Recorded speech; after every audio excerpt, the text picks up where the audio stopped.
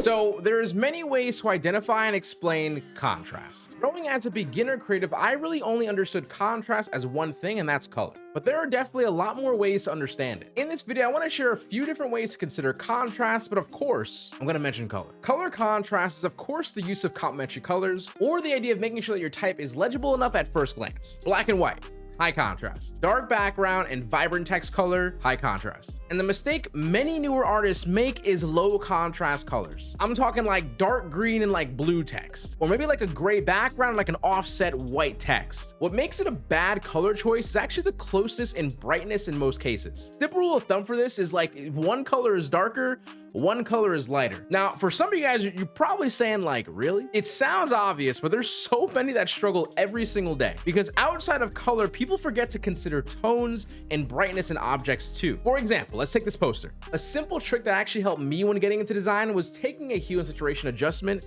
making the saturation -100, and looking at my poster in shades. Now, of course, you'll get a trained eye as you continue to grow and develop, but with this idea, you might notice and say, well, the poster's subject feels like it blends in the background. When I was initially designing it, of course, I wanted it to pop and be a focal point. Well, basically now this gives you the opportunity to go back into that project and adjust the color correction to solve that issue. Where now you might have to add like a curve or something to the subject, so that way when you go back and add that -100 saturation, you're gonna hopefully look at your new updated project that has a bit more color disparity and that brightness and tone. Color contrast is more than choosing the right complementary colors, or like I said very simply, one light and one dark color, but it's also considering the tone of colors in your project or the brightness to make things pop just a little bit more. Did I trigger you when I said that? Now, outside of color contrast is scale. Let's just quickly immediately take these 3 photos in a poster for an example. They're all the same size and it's a pretty cool composition nonetheless. Now, to a beginner or even just myself, this is not a bad decision. However, I know as the artist, I'm looking at this and just saying, I wish it had a little more something. So with that, insert adding contrast and scale to the photos. And we can do that by, of course, just making these 2 images smaller in size to help increase the actual size disparity of the photos itself. And now we're also essentially still looking at a very similar composition. But I like to think you're left with a more interesting and eye-catching design because that's just kind of what contrast is supposed to support. So sometimes in creating art in the world of mashing photos together or photo manipulation, you'd think you need, of course, adhere to like realistic measurements and like ratios, but there is definitely a time and place depending on the style and art that you're trying to go for. Trust me, I was the same way. So my advice to you is to actually not be afraid in adding contrast and scale in order to gain a better presence in the actual composition. And that's not just for photos. That also includes typography scale too, by the way. If the type in your canvas is just taking too much space, you can scale that as well. Now for texture contrast. It's not rocket science for a lot of you guys, but texture isn't just a tool to make the design look good. It's a tool of also separating or highlighting surfaces or areas. Hence why everyone loves noise. And just for the record, noise cannot solve all your problems. It's like, oh no, this image feels like too flat and probably boring for what I'm going for. Boom,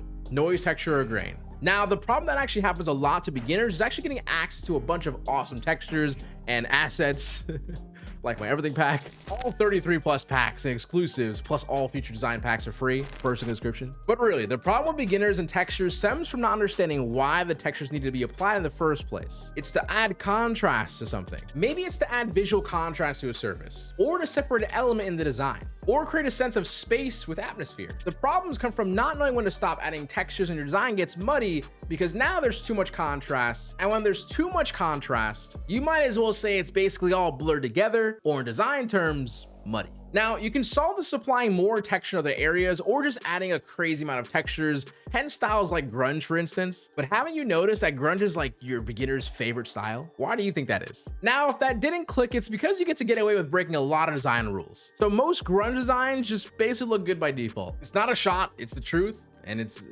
I lived it. You probably lived it. No need to hide from it. Now look, there are other forms of contrast like font contrast, or in other words, font pairs. You got font weights or weight in general, etc. But for most people in their first couple years of design, what I shared is what I find most common in areas people struggle with the most. So hopefully that means for the majority of you guys, you understand a bit more about contrast and can hopefully tackle your next project with a little bit more confidence. You're always one PSD away from your best work yet. And with that, Seso HQ out. Do not forget to keep smiling, stay positive, and stay freaking productive, guys. Later, much love, peace, and don't forget to check out the everything pack first link in the description. And yeah, get your contrast on.